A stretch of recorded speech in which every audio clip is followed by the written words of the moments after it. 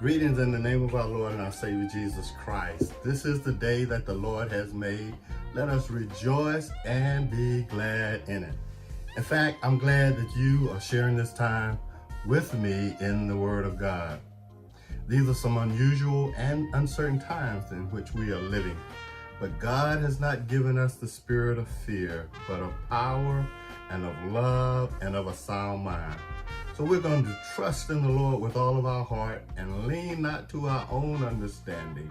But during these times and during all times, we will trust in Him and acknowledge Him so that He will direct our paths. I'm Pastor Arthur W. Goforth III, pastor of Mount Zion Baptist Church in Bowman, South Carolina. That's Orangeburg County. And Mount Zion, my wife and I, we can't begin to tell you how much we miss you and love you and look forward to the time that we can be together again, face to face. To those of you who are listening in, we would love for you to join us when this pandemic is over. But until then, you can check us out on our church webpage, our Facebook page. We ask that you would like us there, and on YouTube, we ask that you would subscribe to us.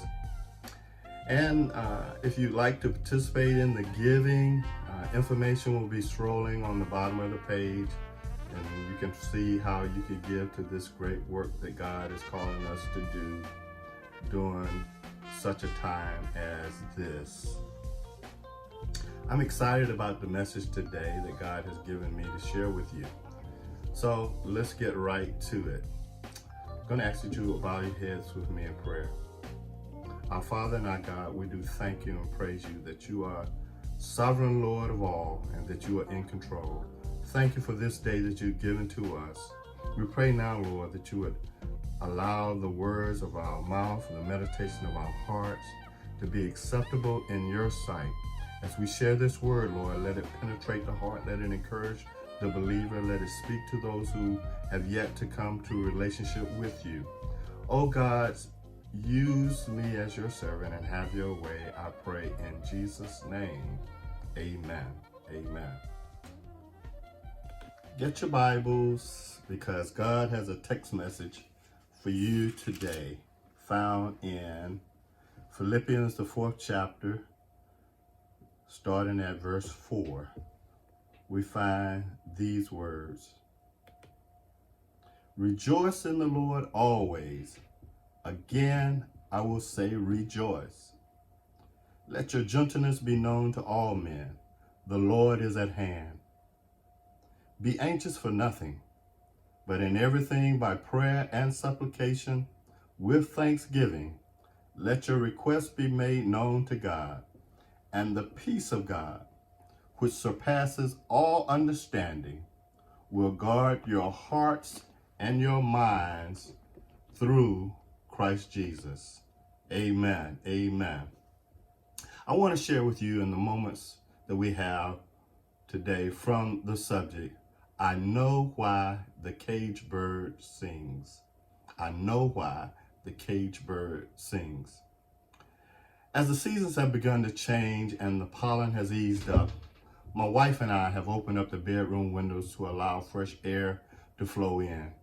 And as we've slept, we've noticed that there are some birds that sing even before the night ends. If you listen carefully, you may hear certain of God's feathered nocturnal creatures chirping and singing. I was curious about what types of birds are there that sing while it's still dark. So I did a bird study, and discovered that the cardinal, the blue jay, the mockingbird, and the Carolina wren were in the nocturnal bird choir that sings even when it's dark. And what I also discovered was that while birds do sing because they are probably happy and satisfied, they are not always singing out of joy or out of glee. Sometimes a bird will sing out of distress and desperation. It sings as a means or a mechanism of protection. It sings because it's territorial and protective of what belongs to it. In other words, it might sing because it's protecting its space, it's protecting its mate and its children. It sings to let night predators know, I'm going to do everything I can to keep what I have. Hallelujah. And it struck me, brothers and sisters, that during this season of pandemic darkness, because of the coronavirus, because of the season of sickness and stress, this season of lockdown and loss, this season of death and grief, that the people of God ought to still sing and tell whatever foe, whatever predator, whatever hater that we're facing, I'm going to keep the joy. I'm going to keep the peace, the love, the power, the sanity and sound mind that God has given to me. The title of this sermon, I guess you might have surmised that it's borrowed from a title of a poem by the great African-American poet Paul Laurence Dunbar, who wrote in the poem Sympathy, but in the poem he said, I know why the caged bird sings. He penned this poem as a poetic expression of his pain and frustration on his pilgrimage in America as a black man. He says, I know why the caged bird sings, ah me, when his wing is bruised and his bosom sore, when he beats his bars as he would be free. It is not a carol of joy or glee, but a prayer that he sends from his heart's deep core, but a plea that upward to heaven he flings. I know why the caged bird sings. And brothers and sisters, I dare not attempt to compare the current coronavirus lockdown to the atrocities and injustices that African Americans have and are still experiencing in this country. There's no way to compare coronavirus lockdown to centuries of being locked out in America to the American dream because of racial disparities, atrocities, and brutalities. Listen, African Americans, we make up 12% of America's population, but only 33% of prison population. And yes, the majestic President Barack Obama, whom 44 plus 1 is fixated on, ascended to the highest office in the land and became the most powerful man on the planet. And there are wealthy athletes and actors and celebrities, but those images overshadow the bars of poverty, broken homes, and struggle that most African American families face daily. Yes, things have gotten better in many instances, but in far too many instances, we are locked down, put behind prison bars. And yes, the majestic President Barack Obama, whom 44 plus 1 is fixated on, ascended to the highest office in the land and became the most powerful man on the planet. And there are wealthy athletes and actors and celebrities, but those images overshadow the bars of poverty, broken homes, and struggles that most black families face daily. Yes, things are better in many instances, but far too many have been put on lockdown when it comes to voters' rights and equal education and fair housing and hiring practices and justice being blind. But listen, whether it's prejudice or pandemic, injustice or influenza, disease or discrimination, we have to learn to sing even through cage bars. Paul Laurence Dunbar said, I know why the cage bird sings. Having gone through ups and downs, trials and tests, fire and floods, he said, I've learned something. I know why the cage bird sings. And I say to you, brothers and sisters, that even though you're confronted with obstacles, even though you're on lockdown, even though you're sheltering in place, you too can know why the cage bird sings. You see, if you haven't realized it yet, the cage bird is an analogy of any of us who at times feel cornered, feel trapped, locked out, and locked in any unusual or difficult situation. And get this, it may not even be your fault that you find yourself cornered, trapped, locked out, or locked in. Are you tracking me? Are you following what I'm saying? You see, we didn't go looking for this pandemic. We didn't go looking for COVID-19 or coronavirus. It came to us and it locked us down. It has shut us up. And I have to be honest with you, all of this being locked down, being shut up, washing this, sanitizing that, covering up, and social distancing can affect your mental health. It can make you feel like a caged bird and maybe even feel a little cuckoo.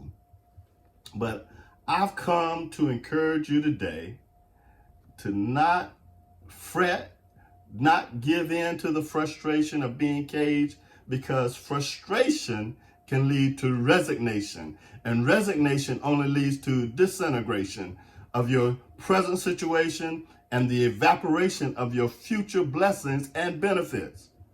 Remember, the Lord Jesus calls us to keep our faith in him. He says, have faith and don't doubt.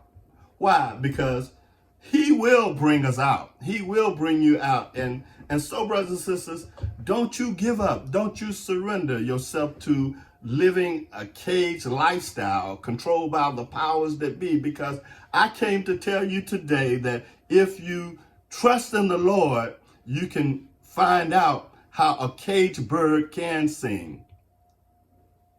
Paul Laurence Dunbar said, I know why the caged bird sings. But let me refer you to another Paul, the Apostle Paul, the Mount Everest of missionaries. In the text, he writes a letter to the church at Philippi. And get this, as he writes this letter, Paul is encaged in prison. Paul is writing this letter behind prison bars as a jailbird. Yet, brothers and sisters, can't you hear him tweeting a melody as he says, rejoice in the Lord always. And again, I say rejoice. Paul is locked up and must have felt like the rapper Akon, who said, I'm locked up and they won't let me out. But yet, Paul raps, the peace of God, which surpasses all understanding, shall keep your hearts and minds in Christ Jesus. That's just a little rap. Paul is sheltering in place, but he tweets, I can do all things through Christ who strengthens me. Paul, he's forced to practice social distancing, but he's confident that my God shall supply all my needs according to his riches and glory by Christ Jesus. Paul is encaged, but he's still able to sing in the night. And he tells us why. Walk with me around the text, if you will. In the first place, Paul says that a caged bird can sing because he has a peace that sustains. Paul says, and the peace of God, which surpasses all understanding shall keep your hearts and your minds through Christ Jesus. Brothers and sisters, the peace that God gives is a sustaining peace. Listen, when you're born into the family of God by faith, when your name has been changed on the roll in heaven, when you know Jesus for yourself, when you know that you know him, you are an heir of all that Jesus has. You have a deposit of peace already in your account. You see, some folk may be heirs of property or heirs of money. Every so often they list in the paper people who had property or money, but they haven't picked it up yet. Well, I want to let you know today that if you don't know it already, God has deposited peace in your account. Jesus said, peace I leave with you. My peace I give to you. Not as the world gives to you, give I. But therefore let your heart not be troubled, neither let it be afraid. Jesus said, I leave my peace with you. And if you don't have anything else during these times, you need the peace of God. The peace of God. Look at the recipe that Paul gives us for peace. In verse 6, he says, be anxious for nothing. Be careful for nothing. In other words, he said, don't get bogged down in the paralysis of worry. You see, worry will scare you up. Worry will slow you down. Worry will mess you up. Worry will cause you to want to throw up your hands and give up.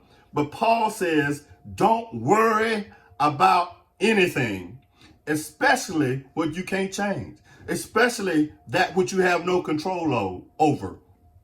I remember when I was growing up and as a boy, I have two sisters, an older sister and a younger sister. And my younger sister was quite taller than I was. So I was always asking my father to measure me. She's my big sister. She was much taller, and I wanted to be taller than her. He would measure me. One day, he'd measure me the next day. He'd measure me the next day because I was constantly worrying him about measuring me till he finally got tired of me asking him to measure me. He said, stop worrying about that. If God wants it to happen, then it'll happen. You can't make it happen. And that's good advice. Now, brothers and sisters, I'm her little big brother because one day I did grow taller than her. And what I'm trying to tell you is that Jesus says, stop worrying about what you can't control. He said, look at the birds of the air. They don't plant or harvest or store food in the barn but your heavenly Father feeds them. Aren't you more valuable to him than they are? Can you, by worrying, add 1 inch or measure to your life?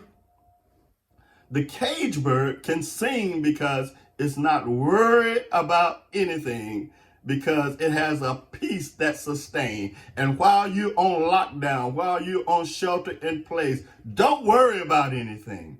Don't worry about things you can't control, because God has it under control.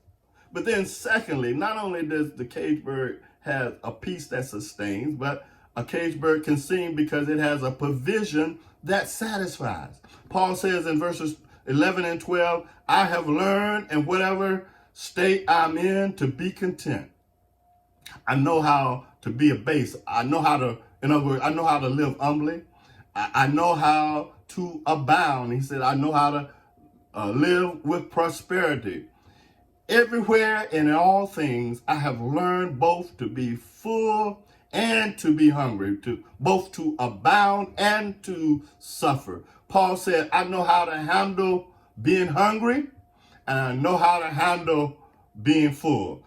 In other words, I know how to handle just having peanut butter and jelly, or I know how to handle when I'm able to eat at Ruth Chris. Paul says he could say that because he realized that life at its best is not lived from the outside in, but rather it's lived from the inside out. It's not what you have on the outside, but it's what you have on the inside. You see, if you want to be happy, you need to realize that it's not predicated on having. It's not predicated on happenings. You see, I found out that you can have all these things, but it won't bring you lasting satisfaction. You can have 300 channels. You can have HBO, Showtime, Cinemax, Netflix, and I'm guilty of this, but still not being able to find anything to watch. And listen, your enjoyment shouldn't depend on events. It shouldn't depend on happenings. Happiness should not depend on happenings, because when there are no happenings, then the happiness is not there.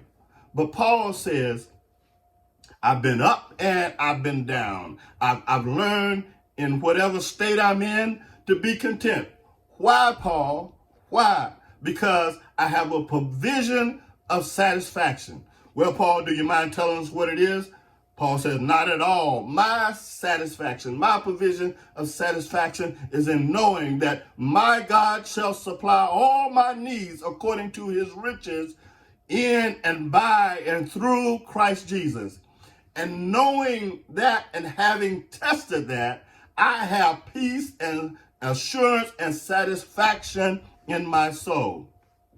You see, it doesn't matter what may come my way. I'm satisfied. I'm satisfied. I don't know about you, but I'm satisfied. I'm satisfied on sunny days or rainy days. I'm satisfied on prosperous days or lean days. I'm satisfied on days when the house is filled with company or there's nobody or I'm all by myself. I'm satisfied when I'm caged up and pinned up, but I'm also satisfied when I'm free and going. I'm satisfied. I know why the caged bird sings. It's because of a peace that sustains and a provision that satisfies. Hallelujah. But finally, brothers and sisters, Paul says that he can sing because he has a power that strengthens. A power that strengthens. Paul says, I can do all things through Christ who strengthens me. I believe that Paul, when he wrote that, he realized that he had unlimited power. Even though he was on lockdown, even though he was in prison, Paul came to realize that he had unlimited power. And I believe that Paul realized that he had energies from the eternal. You see, Paul was an ex-con. This wasn't his first rodeo. This wasn't his first imprisonment. He was a repeat offender of the institutions that oppose justice and equality. He was a repeat offender for preaching the gospel of Jesus Christ. And Paul was not only known for his prison record, but he was known for his prison releases. A case in point, the Bible says in Acts, in the book of Acts, that at midnight, Paul and Silas prayed and sang unto the Lord. Look at it. Look at these two jailbirds. What's wrong with them? They're locked up in a dark, a damp, a bad Roman prison. Don't you know that caged birds aren't supposed to be singing, Paul? That's what I told him in my own imagination. Can I let you in on a conversation that I had with Paul and his partner Silas? What are you singing about, Paul? What are you singing about? And Paul looks at me and he says, don't you know the song that I'm singing? He said, the Lord will make a way somehow when beneath the cross I bow. I looked at him and I said, yeah, I know that. He said, that's old school. But in case you're new generations, Let me translate it this way. Waymaker, miracle worker, promise keeper, light in the darkness. That is who you are. Paul, you make me want to sing today. But I said, Paul, you ain't supposed to be singing while you're on lockdown.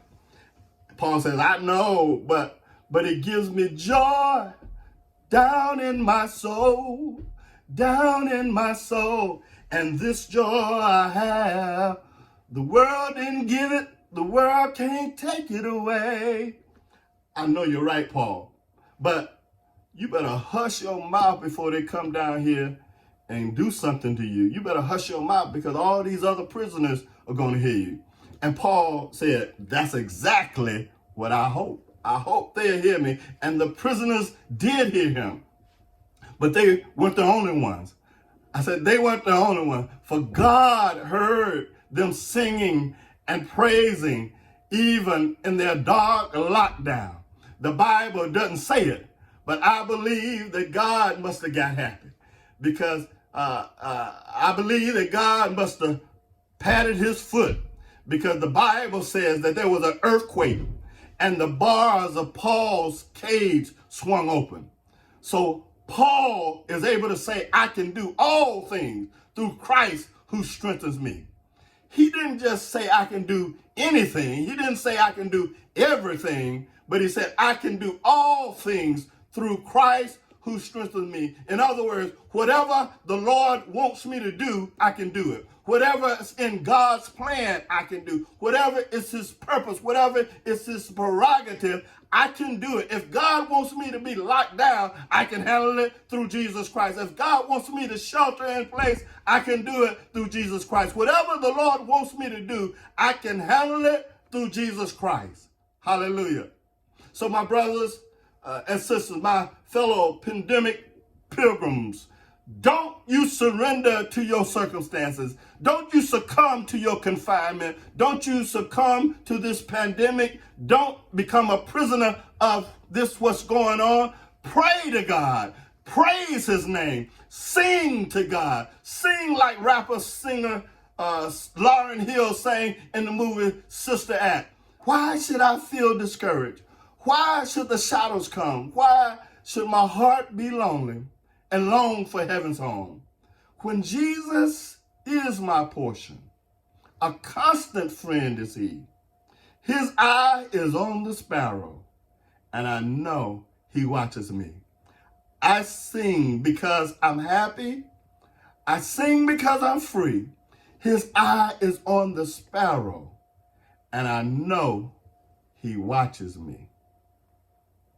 And brothers and sisters, you can sing even while you're in this pandemic, prison, this shelter in place, lockdown. You ought to be able to sing. Can you sing? You can sing because you have a peace that sustains, a provision that satisfies, and a power that strengthens you. I can do all things through Christ who strengthens me. I know why the cage bird sings, but are you able to sing? Let's pray. Lord, we thank you for this word today. We praise you that you are in control. Thank you, though our circumstances have changed, you never change. Thank you for the liberty that we have, even while we are sheltering in place. I pray, Lord, that believers would trust you, that they would sing and rejoice and worship you, that when we sing praises to you, you inhabit our praises. Where the Spirit of the Lord is, there is liberty.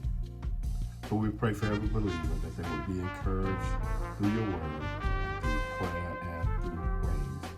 I pray for the person who doesn't know you, Lord, that you would touch their hearts.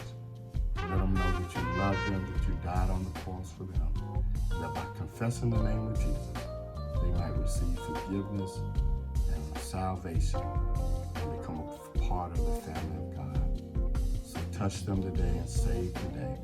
We thank you now. We ask this in Jesus' name. Amen. Amen. Thank you for joining us today. God bless you and God keep you until the next time.